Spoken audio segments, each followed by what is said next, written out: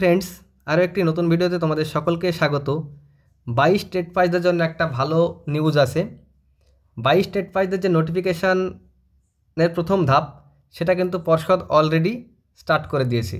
এটা কিন্তু মনে হচ্ছে কিভাবে, সেটাই কিন্তু আজকের ভিডিওতে আলোচনা করব।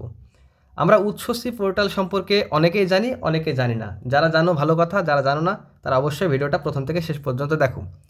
উচ্চশ্রী পোর্টালের মাধ্যমে আমাদের রাজ্যের শিক্ষক বদলি করা হয়, অর্থাৎ জেনারেল ট্রান্সফার করা হয়। এটা তোমরা সকলে যারা জানতে তারা অবশ্যই ভালো, আর যারা জানতে না তারা জেনে নিলে। এখন উচ্চশ্রী পোর্টাল 6 মাসের জন্য বন্ধ করে দেওয়া হয়েছে, আজকে নোটিফিকেশান দিয়ে জানিয়ে দিয়েছে আমাদের স্কুল শিক্ষা দপ্তর। তোমরা নোটিফিকেশানটা স্ক্রিনে দেখতে পাচ্ছ, এবং যারা নোটিফিকেশানটা পড়তে চাও তারা অবশ্যই জুম করে পড়ে নিও। দেখবে আজকের ডেট দেওয়া আছে 29, ঠিক আছে, 29/12/2023।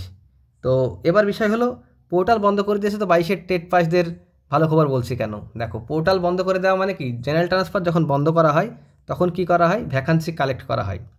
তো কোনো রিক্রুটমেন্টের আগের প্রসেস কি, পর্ষদকে কিন্তু ভ্যাকান্সি কালেক্ট করতে হয়। তো 22-এর যে রিক্রুটমেন্ট নোটিফিকেশান আসতে চলেছে, তার প্রাথমিক ধাপ এটাই যে তারা উচ্চশিক্ষা পোর্টালকে আরও 6 মাস বন্ধ করে রাখছে। অর্থাৎ বন্ধ ছিল কিছুদিন, কিন্তু আরও 6 মাস বন্ধ করে রাখছে। সেই জায়গা থেকে একটা করাই যায়, ধারণা করাই যায় যে 22-এর টেট পাসদের নোটিফিকেশান দেওয়ার জন্য তারা কিন্তু ভ্যাকান্সি কালেক্ট করতে শুরু করে দিয়েছে। কিছুদিন আগে দেখেছিলাম যে 22-এর ঐকমত্য পর্ষদে গিয়েছিল, তারা বলেছিল যে আপনারা ভ্যাকান্সি কালেক্ট করছেন কি না। তারা কিন্তু কিছু সদুত্তর দেয়নি। তবে আজকে মনে হচ্ছে যে নেক্সট টাইম যদি 22-এর ঐকমঞ্চের কেউ প্রতিনিধি যায়, গিয়ে যদি পর্ষদ সভাপতিকে জিজ্ঞাসা করে, তো পর্ষদ সভাপতি কিন্তু অবশ্যই বলতে পারে যে হ্যাঁ, আমরা ভ্যাকান্সি কালেক্ট করতে শুরু করে দিয়েছি।